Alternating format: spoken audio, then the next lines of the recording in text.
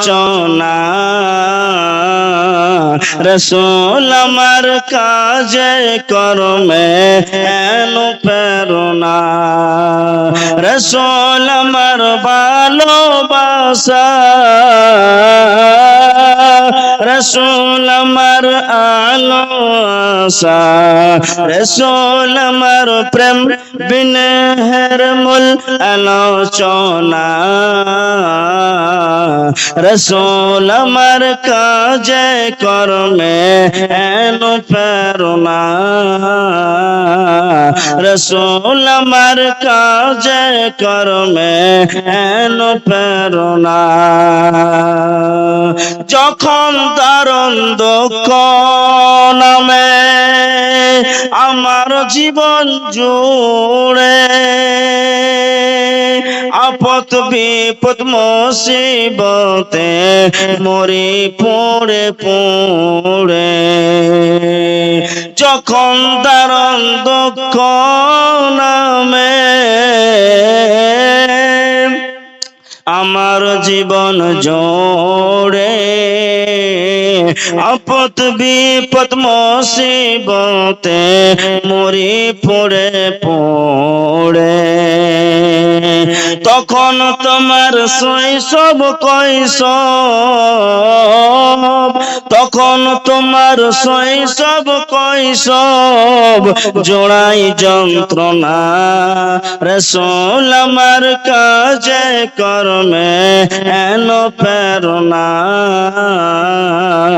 রসুল আমার কাজে কর্মে অনুপ্রেরণা রসুল আমার ভালোবাসা রসুল আমার আলো আশা রসুল আমার প্রেম বিনহের মূল আলোচনা রসুল আমার কাজে কর্মে অনুপ্রেরণা গো রসুল আমার কাজে কর্মে অনুপ্রেরণা প্রিয় বন্ধুগণ কালকে জলসা ছিল ওকসাটাল আমদাবাদে তার পরের আগা দিন জলসা ছিল আপনার কিনা কি বলছি যে পূর্ণিয়াতে এখন তো জলসার সিজন প্রিয় বন্ধুগণ আমার ভাই আমার আপনাদেরকে এটা আমি বিনয় বিনয় করে বলবো আখিরাতের তৈয়ারি করেন আখিরাতের জন্য আপনি রেডি হয়ে যান আখিরাতের জন্য আপনি তৈরি হয়ে যান যদি আপনি বদমাশ মানুষ হন যদি আপনি বেনামাজি মানুষ হন যদি আপনি দাগাওয়ালা আপনার কিনা গাদ্দার মানুষ হন যদি আপনি আল্লাহ রাসূলের পথে না চলে থাকেন আপনার নেকি এবং সওয়াব যদি কম হয়ে যায় তার বিনিময়ে আল্লাহ সুবহানাহু ওয়া তাআলা আপনাকে জাহান্নামের মেহমান বানায় দেবে যখন আপনার চোখ বন্ধ হয়ে যাবে যখন আপনাকে নীরব নগরে রেখে চলে আসবে আপনার গ্রামের লোকেরা আপনার ভাইয়েরা অরস পড়োশের লোকেরা তিনখানা প্রশ্ন কবরে হবে দিয়ে আপনাকে জাহান্নামের লোকড়ি বানায় দেবে কিন্তু আপনি তারপরেও আমল করতেছেন না কিন্তু যদি আপনি সলে আমল করনে वाला হয়ে যান ভালো আমল করনে वाला হয়ে যান আল্লাহ রাসূলকে মাননে वाला হয়ে যান তবে আপনি জান্নাতের মেহমান হয়ে যাবেন আপনি জান্নাতের মেহমান হয়ে যাবেন প্রিয় বন্ধুগণ একজন বিখ্যাত ইমামে গজ্জালি রাহমাহুল্লাহ আলাইহি তিনি বলতেছেন ওয়াহাব ইবনে মুনাব্বা থেকে বর্ণিত রয়েছে ইমাম গজ্জালি রাহমাতুল্লাহ আলাইহি তিনি লিখতেছেন কিতাবের ভিতরে কি লিখতেছেন দেখো দুনিয়ার মানুষ দুনিয়াকে তারজি তুমি যতই দাও দুনিয়াতে অট্টালিকা বাড়ি বানায় নাও দোতলা বাড়ি বানায় নাও তিনতলা বাড়ি বানায় নাও কিন্তু তোমার কাছে মওতের খবর আসবেই আসবে তারপরে তোমার ঠিকানা যদি জাহান্নাম হয়ে যায় তোমার জীবনটা নষ্ট হয়ে যাবে। প্রিয় বন্ধুগণ আমার, ইমামে গাজ্জালী রাহমাহুল্লাহ আলাইহি তিনি লিখতেছেন, ওয়াহাব ইবনে মুনাব্বা তিনি বর্ণনা করতেছেন, তিনি জানায় দিলেন দুনিয়ার মুসলমানেরা, রানীগঞ্জের মুসলমানেরা, সোনাইলির মুসলমানেরা, আপনার কিনা শিকরনা কোরসেলের মুসলমানেরা, তোমরা কান করে ওয়াহাব ইবনে মুনাব্বার কথাটাকে শুনে নাও। ওয়াহাব ইবনে মুনাব্বা তিনি বলতেছেন, এক জামানাতে এমন একটি বাদশা ছিল, তার টাকাওয়ালা ছিল, সেই বাদশা পয়সাওয়ালা ছিল, ধনী ছিল, মালদার ছিল, দুনিয়াকে তাওয়াক্কুল করতেছিল না, দুনিয়াকে প্রাধান্য দিতেছিল এবং আখিরাতকে তাওয়াক্কুল করে নাই, আখিরাতের প্রেমে পড়ে নাই। ওই ওয়াহাব ইবনে মুনাব্বা তিনি বর্ণনা করতেছেন, দেখো ওই বাদশা মনে করত আমার চাইতে ধনী মানুষ, আমার চাইতে মালদার মানুষ, আমার চাইতে জ্ঞানী মানুষ, আমার চাইতে মালদার মানুষ এই পৃথিবীর বুকে আর কেউ হতে পারে না। ওয়াহাব ইবনে মুনাব্বা তিনি লিখতেছেন, বলতেছেন, ওই বাদশা একদিন তার নৌকার চাকরকে বলে ফেললো, ও আমার নৌকার চাকরের দল, আমি একটি মুসাফির মানুষ হয়ে সফরের ময়দানে বের হয়ে চলে যাব। ওই রুমে আমার সুন্দর সুন্দর পোশাক রয়েছে, কাপড় রয়েছে, ওই পোশাকগুলো তুমি আমাকে এনে দাও। এনে দেওয়া হলো। আপনার কিনা বাদশা মশাই বন্ধুগণ পায়জামা কুর্তা লুঙ্গি টুপি সুন্দর করে বাদশার পোশাক গুলি বাদশা সুন্দর করে শরীরের উপরে চড়ায় নিয়েছে, লম্বা একটি টুপি পরিধান করতে আপনার কিনা করে নিয়েছে। এবারে ওয়াহাব ইবনে মুনাব্বা তিনি লিখতেছেন কিতাবের ভিতরে, ওই বাদশা মশাই বলে ফেললো, ও আমার নৌকার চাকরের দলেরা, যাও যাও সুন্দর একটি দামি এবং কিমতি সওয়ারি আমার কাছে এনে দাও। এমন একটি সওয়ারি হওয়া উচিত, এমন একটি সওয়ারি হবে ওই কিমতি ওই দামি সম্মানী সওয়ারিতে আমি সওয়ার হয়ে আমি সফরটা তাই করে আবার বাড়ির দিকে রওনা দিয়ে দেব, আবার বাড়ির দিকে চলে যাব। প্রিয় বন্ধুগণ, বাদশার জন্য বাদশার চাকর এবং নৌকারেরা একবারে সুন্দর একটি দামি সওয়ারি এনে দেওয়া হলো। বাদশা সওয়ার হয়ে গেল, বাদশা চেপে গেলেন, বাদশা সেই সওয়ারির উপরে দাঁড়ায় গিয়েছেন। বাদশা এবারে 1 কিলোমিটার 2 কিলোমিটার 3 কিলোমিটার অতিবাহিত করেছে। অতিবাহিত করার পরে একটি উস্কো খুস্কো প্রাগিন্দা ওয়ালওয়ালা সুন্দর হয়ে নাই ওই আপনার কিনা বাদশার সামনে এসে হাজির হয়ে গিয়েছে। হাজির হওয়ার পরে বলছে, ও বাদশা মশাই বলো তুমি কোথায় যাবে, তুমি একবার বলো। বলো বাদশা যাবি কোথায় বল। বলছে আমি এখন সফরে বেরিয়ে চলেছি, তুমি আমার সামনে থেকে হটে যাও, সরে যাও। বাদশা বলতে লাগলো সরে যাও। ওই লোকটা তখন বলতে লাগলো, তুমি কি আমাকে চেনো? বলে না, তোমাকে আমি চিনি না। বলে তুমি কে গো? বলে তুমি কি আমাকে চিনো? বলে না। বলে তুমি কে? তুমি কি আমাকে চিনো? বলে না। তুমি কে? বলছে শোনো, এখন তোমাকে এক কদম আগে বাড়তে দেওয়া হবে না। বলে আমার কাছ থেকে সরে যাও, আমি এখন মুসাফির মানুষ হয়ে সফরের ময়দানে বের হয়েছি, আমাকে যেতেই হবে, অনেক কাম রয়েছে। প্রিয় বন্ধুগণ, ওই তখন লোকটা বাদশা মশাইকে বলে ফেললো, না না না, তোমাকে যেতে দেওয়া হবে না, তোমাকে এখানেই দাঁড়ায় দাঁড়াই কথা বলতে হবে। বলে না, তুমি কি জানো আমি একটি মালদার মানুষ, আমি একটি এই আপনার কেনা এলাকাবাসীর দেশের আমি একটি বাদশা মানুষ। বলে তুমি বাদশা হয়ে যাও না কেন, এখান থেকে তোমাকে এক কদম সামনে বাড়তে দেওয়া হবে না, আগে যেতেই দেওয়া হবে না। বলে তুমি কে গো? বলে তুমি শোনো আমি কে, আমি আল্লাহর ফেরেশতা মালাকুল মউত, তোমার কাছে এসে হাজির হয়ে গিয়েছি।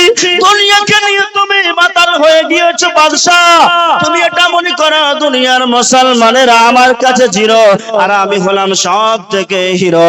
না না না, এখন তোমাকে আমি হিরো থেকে জিরো বানায় দেব বাদশা। বলে কেমনে? বলে তোমার কাছে আমি মালিকুল মউত এসেছি তোমার জান কবজ করার জন্য, তোমার এখন মউত হবে। এই যখন জান কবজ করার কথা বাদশা মশাইয়ের কানে গিয়েছে, প্রিয় বন্ধুগণ, বাদশার দিল কেঁপে গিয়েছে, বাদশার দিল কেঁপে গিয়েছে। বাদশা বলছে, হায় রে দুনিয়া, হায় হায় রে দুনিয়া। হায় রে দুনিয়া হায়। এইরকম একবার নয়, দুইবার নয়, তিনবার শ্বাস ফেলে ফেলে বলল হায় রে দুনিয়া হায়। ঠিকই তো দুনিয়ার কোনো দাম নাই, ঠিকই তো দুনিয়ার কোনো মান নাই, ঠিকই তো দুনিয়ার কোনো সম্মান নাই। আমি কেন দুনিয়াকে প্রাধান্য দিয়েছিলাম, আমি কেন দুনিয়াকে তেরজি দিয়েছিলাম। এই বলে কথা বলতে বলতে বাদশা মশার চোখ দিয়ে দুই নয়ন দিয়ে ঝরঝর করে জল পড়তে শুরু হয়ে গেছে। বাদশা বলল হায় আমি দুনিয়াকে কেন তেরজি দিলাম। দুনিয়ার বুকে আমি মুসলমানদেরকে ভুলে নয়, আমার সামনে যেই কোন মানুষ এসে দাঁড়ায় যেত আমি ওকে অসম্মান করতাম, আমি ওকে সম্মানহীন করতাম, জীবনে সম্মান দেয় নাই। এই বলে কল্পনা তার দিমাগে মস্তিষ্ক ছিল। ফেরেশতা বলছে আর তোমাকে কথা বলতে দেওয়া হবে না, তোমার জানকে কবজ করে আল্লাহর দরবারে গিয়ে হাজির করে দেওয়া হবে। সঙ্গে সঙ্গে বাদশা মশাইয়ের জানকে কবজ করে আল্লাহর দরবারে গিয়ে হাজির হয়ে গেল। প্রিয় বন্ধুগণ, বাদশা হয়ে যাক না কেন, পৃথিবীর যত বড় প্রধানমন্ত্রী হয়ে যাক না কেন, সবাইকে পৃথিবীর বুক থেকে চলে যেতে হবে। এর জন্য আমার নবী বলেছেন, এর জন্য আল্লাহ সুবহানাহু ওয়া তাআলা বলেছেন ও দুনিয়ার মুসলমানেরা, দুনিয়াকে তুমি কেন দুনিয়াকে নিয়ে মাতাল হয়ে গিয়েছো। দুনিয়ার প্রেমে পড়ে আজকে মুসলমান সুদ খায়, দুনিয়ার প্রেমে পড়ে আজকে মুসলমানেরা ভাই ভাই দণ্ড লড়াই মারামারি করে, দুনিয়ার প্রেমে পড়ে আজকে মুসলমানেরা পৃথিবীর বুকে ইতিহাস জাগরণ করে দেয়। আজকে জমি জায়গা ছিনতাই করে করে মাতাল হয়ে গিয়ে অট্টালিকা বাড়ি বানিয়ে নিব বলে মাতাল হয়ে গিয়েছে। শুনে রাখুন, পৃথিবীর বুকে যদি আপনি 10 তলা বিল্ডিং বানায় নেন, পৃথিবীর বুকে যদি আপনি লক্ষ লক্ষ টাকার মালিক হয়ে যান, পৃথিবীর বুকে যদি সরদার মন্ডল বড় বড় ওয়ালি হয়ে যান, তারপরেও নবী বলছেন তোকে মরতেই হবে, তোকে মরতেই হবে, তোকে মরতেই হবে। একটা মানুষ মওত থেকে পালাতে পারবে না, পারবে না, পারবে না। এই কথা বিশ্ব নবী তিনি জানায় দিয়েছেন। আল্লাহ সুবহানাহু ওয়া তাআলা জানায় দিয়েছেন ওয়ালাউ কুনতুম ফি বুরুজিম মুশাইয়্যিদা, যাও পালিয়ে লন্ডনের মাটি, যাও পালিয়ে বিশ্ব নবীর জায়গা, যেখানে যাবি তোর মওত হবে। তবে তুমি এত মাতাল কেন পৃথিবীকে নিয়ে, জায়গা জমি নিয়ে পাগল কেন? টাকা পয়সাওয়ালা হয়ে গিয়েছো, আল্লাহ তোমাকে টাকা দিয়েছে, পয়সা দিয়েছে, ধন সম্পত্তি দিয়েছে, তারপরেও তুমি একটি রবিদালিল বানাত মাদ্রাসাতে 1000 টাকা তুমি দান করতে পারলে না। তুমি কপাল পোড়া, তুমি কপাল পোড়া, তুমি কপাল পোড়া। ওই লোকটা কপাল পোড়া যে লোকটা আল্লাহ আল্লাহ রাসূলের রাস্তায় দান করলো না, করলো না, করলো না। ওই লোকটা আপনার কি নাম অভাগ্যশীল, ওই লোকটা বদকিসমত ওয়ালা, যেই লোকটা সময় পেয়ে আপনার কি না সুযোগ পেয়ে দান করতে পারলো না আল্লাহর রাস্তায়, নিজের আপনার কি না জান বিল্লি বিল্লি করলো না, টাকা দান করলো না, পয়সা দান করলো না, ওই লোকটা কপাল পোড়া। প্রিয় বন্ধুগণ, নামাজ পড়ে জান্নাত খরিদ করতে পারবেন না, হজ করে জান্নাত খরিদ করতে পারবেন না, দান করে আপনি জান্নাত খরিদ করতে পারবেন।